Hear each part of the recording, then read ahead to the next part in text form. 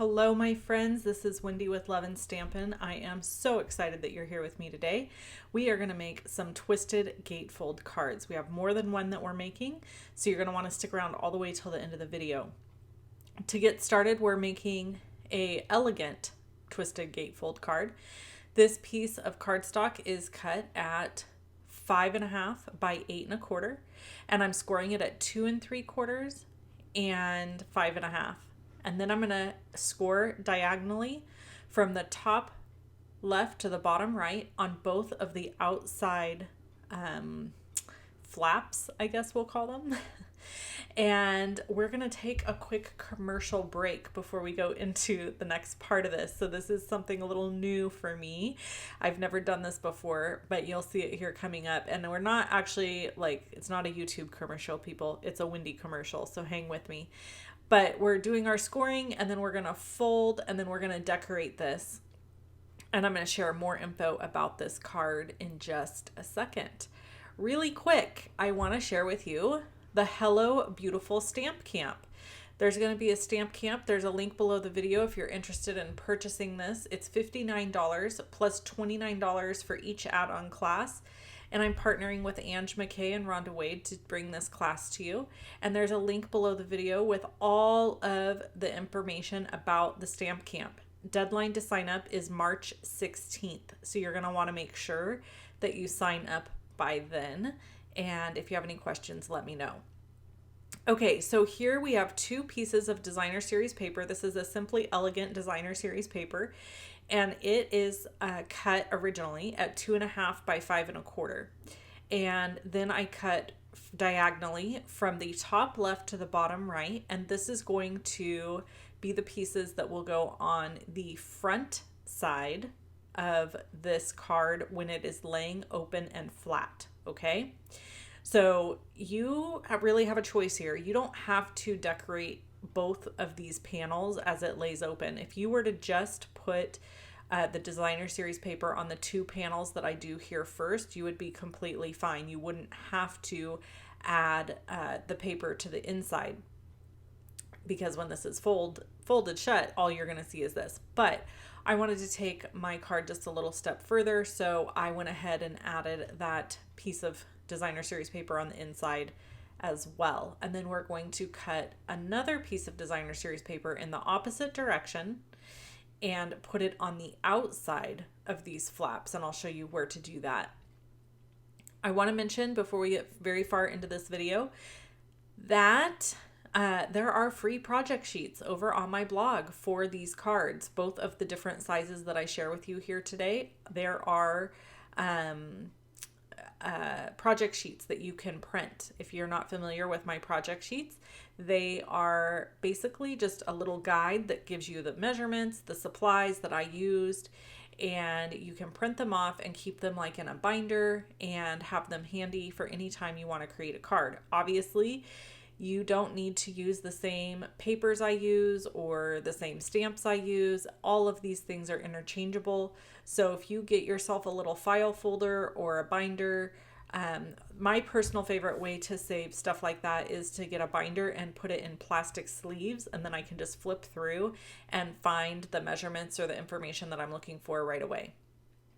Okay, so here you're going to want to add your designer series paper closest to the fold, because you're really not ever going to see the other area. Once this is completely folded, you'll see what I'm talking about.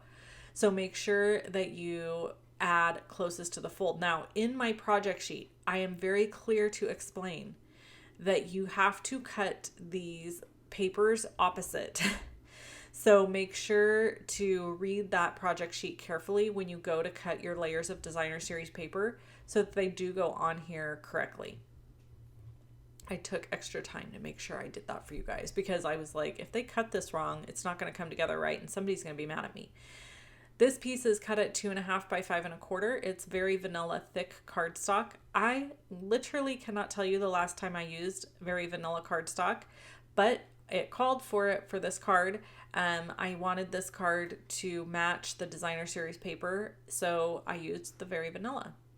I also have never used my encircled beauty dies. These dies are really beautiful, and I thought they would be the perfect, elegant add thing to add to the front of this card. So as you saw there, I held this piece up to where I needed to add adhesive, and I'm only adding my adhesive to half of this circle and adhering it to the card front. You don't want to adhere it obviously to the other side, because then it will keep the card closed and your recipient won't be able to open it.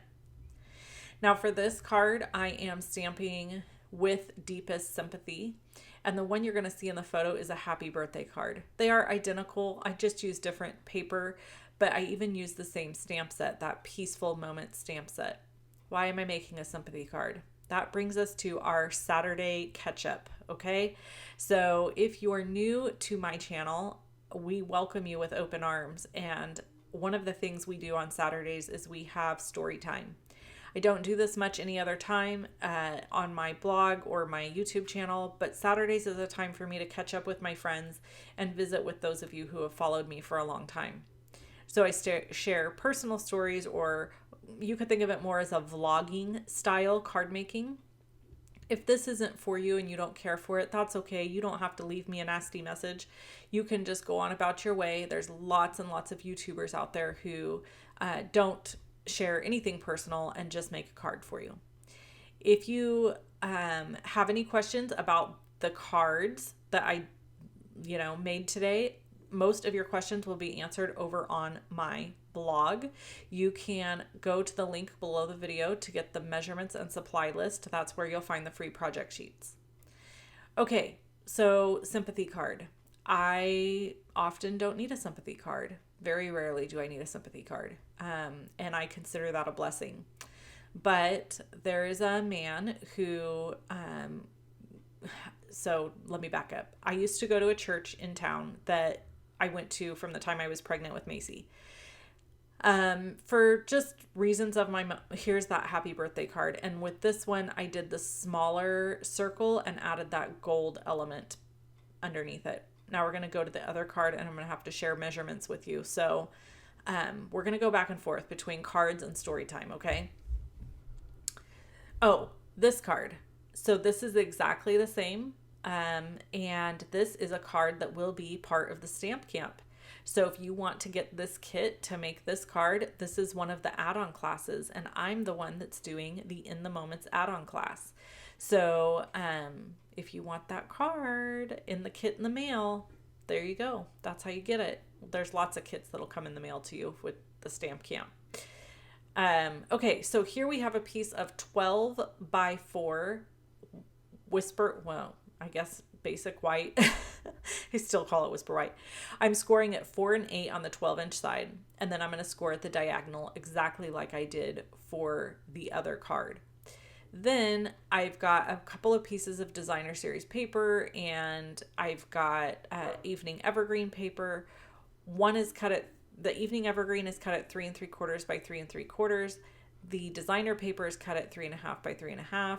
We're going to cut those in half right here on the diagonal, and we're going to use those to decorate our flaps. And then the rest of this card is just very simple decorating, and so we're going to have story time while you watch me decorate and put this card together, okay? If you have any questions, comment below, please. I'm always happy to answer, and I try to actually respond to every single comment I get. So make sure you comment something nice, please. I'm really tired of the trolls. I just can't take it. Some days I can't take it. So it's that old adage, if you don't have something nice to say, just don't say anything at all. You know what I'm saying? Why can't people follow that rule? Anyways, so Mr. Billy, Brother Billy is what I used to call him. He passed away this week, and he is a very dear friend of my in-laws, him and his wife, Michelle. So his passing is definitely going to leave a big hole in a lot of people's hearts. He was a very good man, very sweet man. He actually is the person who textured and drywalled my studio, the inside of my studio. And he had done so much work for churches, building them, putting, he did drywall for a living. And so, and he was 87 when he passed away. And he was doing drywall jobs and stuff all the way up into the last year. He really wasn't ill. I'm not going to share how he passed. I'm just going to share that it was sudden, and it was not related to the virus. Just to put that out there. But he passed suddenly, and so yeah, I know beyond a shadow of a doubt he is resting with Jesus now, that he's in the arms of Jesus, because he was such a wonderful man. He actually was helpful, or helped in the process of bringing my husband to the Lord. So I just think very highly of him, and he will be very missed. And he was just a sweet man, and he was always so happy, like just happy-go-lucky, always had a smile. Always asked me about my family. When my grandfather was dying, he always asked me about him. And him and his wife came to my grandpa's memorial service, even though they didn't really know my grandpa. It was obviously in support of me and my family. And he was a minister for several years, and then he retired, and then he ended up picking back up and ministering again at the church I used to attend. And so anyway, he was just a really cool guy. So I made the sympathy card for his wife, and I baked a couple of pies, which, let me just say, I did not bake them from scratch. I want to be transparent about this. So every year, the elementary school here where I live does a fundraiser with frozen pies, and they're not like gross frozen pies from like the grocery store. There's a lady that lives in a town not very far from me that makes these amazing pies and freezes them and then does them for school fundraisers. It's a thing. So they're delicious, though. You would never know that they weren't like freshly made, because they still are like homemade, right? They're not a bunch of processed stuff. Anyways, so I buy a bunch of those every year, and I have them in my freezer for occasions just like this. When in a last minute pinch, my mother-in-law called me and said, hey, would you mind baking or making something for her families? They're coming to visit to make decisions about things that need to be done and stuff like that, and we want them to have food.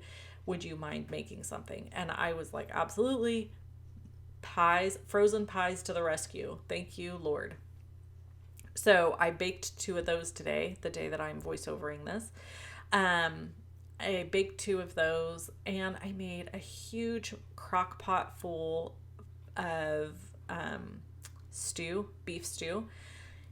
So that's going to segue us into the next conversation. The beef stew is not for Michelle, it's for my family. I actually offered to send some soup to Michelle, but my mother-in-law felt like that probably wouldn't be the best thing right now. Just like she needs more like snacky foods and appetizer stuff and desserts so that people can easily just pick it up with their hands or paper plates, that kind of thing. So maybe at a future date, if I get an opportunity, I'll be making some stuff for Michelle just for her to have. I'm sure now that it's just going to be her, it's going to be kind of hard for her to know what to cook and make and all of that. And I don't know. I can't imagine. I feel for her. My heart breaks for her. So speaking of the stew, we are almost out of our half a beef. So I shared last year, if you followed me for a long time, my husband and I went in on a whole cow, which would be a steer, not a cow, but I'm not sure that everybody knows what a steer is. Basically, a steer is essentially a neutered cow, okay? It's like a bull with no more bull. You got what I'm saying? So that's what gets butchered. Steers get butchered because you can't have a bunch of bulls, so they get neutered. So the thing that gets butchered is a steer because they don't get all the muscle and everything on them. By the way, let me skip really quick back to the card. the Hydrangea Haven bundle is on sale for 20% off. So if you are interested in that, there are all kinds of products right now, 13 bundles that are 20% off through March 31st, 2022. So if you're watching this video in that time frame and you are interested in getting that, you can shop my online store. Also, the mini Stampin' Cut and Emboss machine that you just saw me use, it's also 20% off. So again, link in description of video to go to my blog, and then you can shop from there. All right, back to our story. So last year we secured a cow, a beef, and we split it with my in-laws because a half a beef will last a family of like 3 to 5 people about a year. You probably, towards the end of the year, you're going to have to supplement some things. For example, ground beef is a hot topic item in our house. My husband eats a lot of ground beef. So we go through ground beef much faster than anything else that we got from the beef, okay? So we're almost out of beef, and we got our ground beef, and we got our half a cow in May of last year. And I know it was May of last year because I was in Hawaii when they called, and my mother-in-law had to go pick up the dang meat, bless her heart. So anyway, they have a thing like we'll get to that in a minute. But anyways, we're almost out. We need another one. So I called a different friend of ours because he raises cattle, and we felt like we kind of wanted to share the love, like if he needs to sell a cow, hey, we need one, but they won't have anything ready until fall of 2023. So then I called my other friend, who is the one that supplied us with our cow last year, and I texted her actually, and she was at a Jackpot cattle show when I called. So she's like, let me get back to you on Monday, but I think we have something. So we'll work that out with her to get our second half a beef, and my mother-in-law is going to split a second one with us. They have not gone through as much meat as we have. So I'm not sure why she wants the second one. My sneaking suspicion is that she's doing it simply to help us out, which is so sweet of her, but totally unnecessary because I'm sure we could find somebody else. We just haven't yet. So anyway, we got the information. I got the information from my friend Brooke that the price is going up 50 cents per pound because the way it works when you purchase a beef is they charge you on the hanging weight of the beef. I'm not going to go into gory details. Okay. That's just what it's called. Hanging weight. We'll just go with that. And that's $4.50 a pound for the hanging weight. Then you have to pay the butcher $1.45 a pound to butcher everything up and package it and everything. Okay. Well, that's up like 40 something cents a pound from last year. And then it's $200 to have the cow dispatched to begin the whole process. So it's not cheap, but it ends up being cheaper in the end because you're getting grass-fed, organic cow, like raised out on a farm for $4.50 a pound, right? Versus in the store, that same beef would be like upwards of $10 per pound. And like we got multiple packs of filet mignons. So we have eaten all the filet mignon. It's gone. Here's that Hydrangea Haven bundle that's 20% off. I wanted to show that to you guys. And then here are all the finished cards. We're almost done. We're out of time. But I wanted to catch up with you guys. So that's what we have going on. Sympathy cards for lost loved ones. Buying steers. These are the things that are happening in our lives.